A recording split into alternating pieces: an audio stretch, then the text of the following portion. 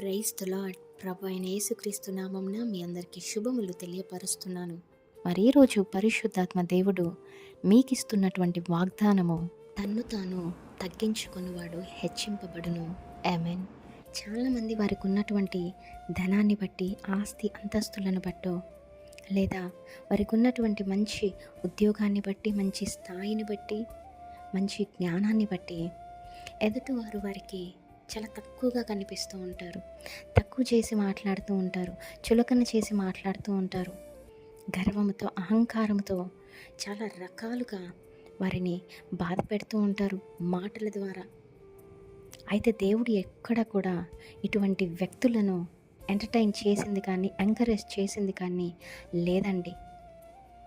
ఎవరైతే తమను తాము హెచ్చించుకుంటారో వారిని తగ్గింపబడతారు అని లేఖనము సెలవిస్తూ ఉంది. ఈ వీడియో చూస్తున్న మీలో ఈరోజు అటువంటి వారు ఎవరైనా ఉంటే దయచేసి మారటానికి ప్రయత్నించండి. హంబుల్గా ఉండటం నేర్చుకోండి.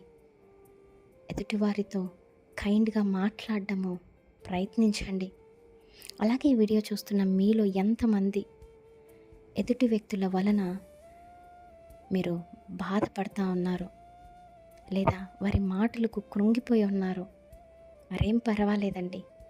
మీరు మిమ్మల్ని తగ్గించుకున్నంత మాత్రాన ఎక్కడ కూడా మీరు ఇదైపోరు. దేవుని దృష్టిలో మీరు హెచ్చింపబడతారు. మరి ఏ సందర్భాల్లోనైనా అక్కడ మీ తప్పు ఉన్నా, అక్కడ మీ తప్పు లేకపోయినా మీరు తగ్గించుకున్నట్లయితే, మీరు దేవునికి వదిలేసినట్లయితే అటు వారిని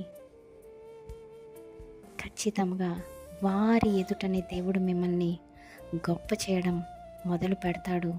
ఉన్నతమైన స్థానంలో, ఘనమైన స్థితిలో మిమ్మల్ని ఖచ్చితంగా దేవుడు నిలబెడతాడు అని మీరు నమ్మండి. లేఖనము సెలవిస్తూ ఉంది, ఎవరైతే వారిని తగ్గించుకుంటారో అట్టివారు హెచ్చింపబడుదురు అని. ఎవరైతే హెచ్చింపబడతారో అటువంటి వారిని తగ్గింపబడును అని. మరి ఈ యొక్క లేఖనము సెలవిచ్చిన దాన్ని బట్టి మీరు నమ్మినట్లయితే తప్పకుండా ఒకానొక రోజు మిమ్మల్ని దేవుడు గొప్ప చేస్తాడు, ఘనపరుస్తాడు. ఆమేన్. Praise the lord. Have a great day.